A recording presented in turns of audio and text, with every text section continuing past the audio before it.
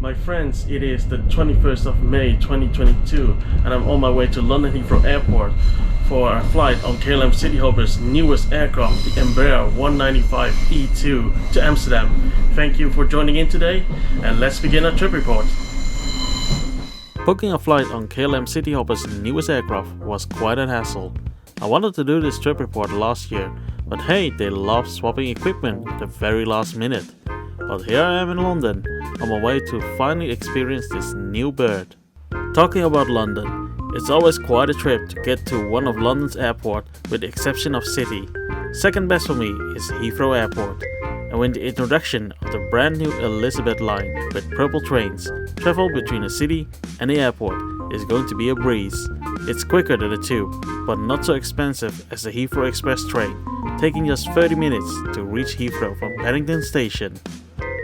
Biggest plus of this train is that week and day travel cards are valid on this line all the way to the airport, and if you are using contactless or Oyster card, it counts towards the daily cab. And if you don't know what I mean, you might ride the Elizabeth line train to Heathrow free of charge. If you have already spent an unhealthy amount of money on public transport in London, then trust me, you reach that limit in no time. Anyways, enough about trains, and on with the planes.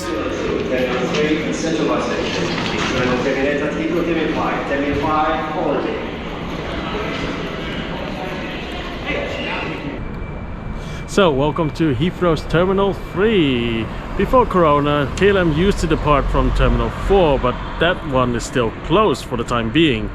So that means we're going to use the Virgin Atlantic departure hall.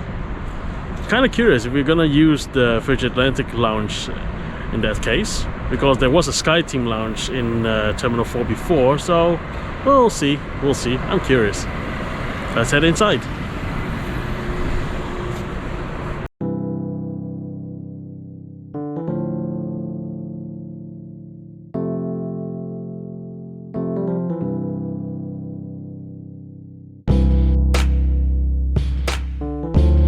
I've used Terminal 4 and 5 at Heathrow in the past, but this is actually my first time using Terminal 3.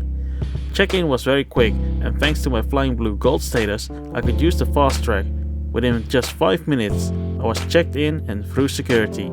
Big compliment to Heathrow Airport for putting up a sign just after security to where you find your business class lounge. I'm heading towards the number 1 lounge. Secretly, still hoping to access the Virgin Atlantic Lounge, but oh well. Have to say that Terminal 3 looks more pleasant than 4, but you should not really value my opinion, as I spend most of my time in the lounge and not in the common areas. So apparently no Virgin Lounge for me today, but the lounge I'm getting in is called number 1, so but is it the best? We'll find out.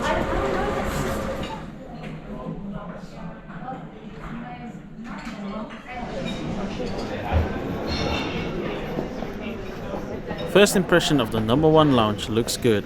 There's a large bar on the left, right at the entrance, and a small buffet near the windows. View from the window is nice with some action going on the platform and flights taking off in the background. The interior design isn't really my taste though. You have some private rooms that were off limits that looked kinda fancy, but the normal seating area lacked that nice vibe, to be honest. It felt like one of those all-inclusive hotels where they want you to believe you are in a wealthy place, but they use the cheapest AliExpress furniture they could find.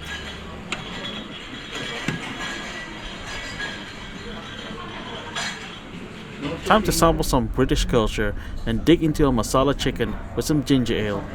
Not the best, but it's okay. I just missed the Skyteam Lounge over at Terminal 4, which was far more better than this lounge.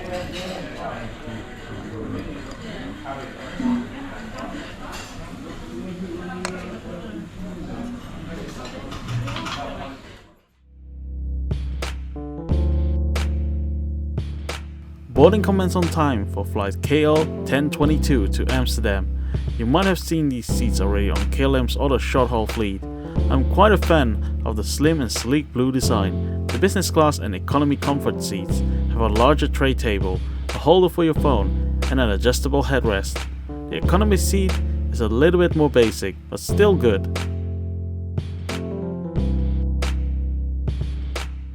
Both seats offer decent legroom space for me, but then again, I'm just 165 centimeters tall, or 5'4", as the British folk might say. Let's have a closer look of the seat. You have a cup holder on the top and a fairly small tray table. Below you'll find an in-flight magazine and a safety card. Under the seat there are 2 USB ports located for charging your devices. Oh, and there's also Wi-Fi on the flight, but it didn't work sadly. We were ready to depart, but hey, it's 2022 and there are staff shortages everywhere. Luggage wasn't loaded yet, we had to wait another 45 minutes for it to be completed. Nothing too worrisome for me, but fellow passengers started to worry about the connecting flights. Once again, a very good evening everyone, and welcome aboard this KLM Cityhopper flight with destination Amsterdam. We would like to extend a special welcome to our Flying Blue and Skyteam members. My name is Mike, and together with Monica and Femke, we shall be your cabin crew on today's flight. Our flying time will be approximately 50 minutes, and for now we would like to start with some safety instructions to ensure your safety on board. If you have any questions, please feel free to ask a member of the cabin crew. Thank you. Luckily we could skip the queue for departure. With 50 minutes behind schedule, we were ready to take to the skies. Flight time today is just 50 minutes.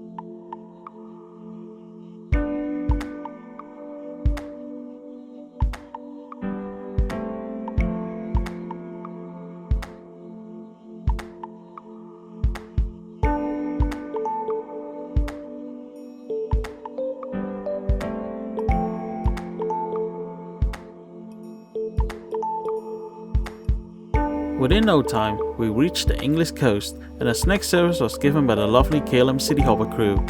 It wasn't long before we reached the coastline of the Netherlands. The distance is almost nothing from London to Amsterdam.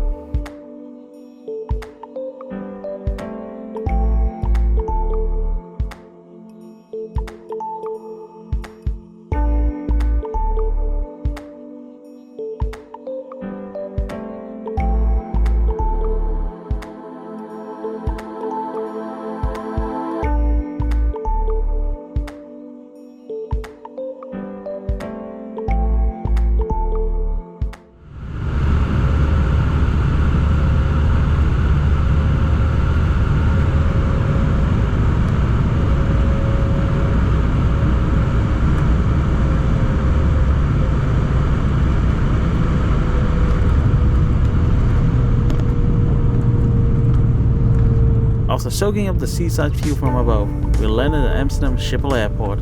Service of the crew was spot on, and I always appreciate the freebies on short flights. Talking about the equipment, the Embraer 195-E2 is a great aircraft to travel in. I like the cabin with the new seats, and the plane is much more quiet than the Embraer 170 or 190. This was just a 1 hour short hop, but I wouldn't mind to travel in it for 2 or 3 hours. It's simple, sleek, elegant, and a great way to travel the skies. Hope to travel with you soon again, KLM. And that was KLM Cityhopper's newest plane, the Embraer 195-E2. Thank you so much for joining in today. Take care guys, and we'll see each other in the next video.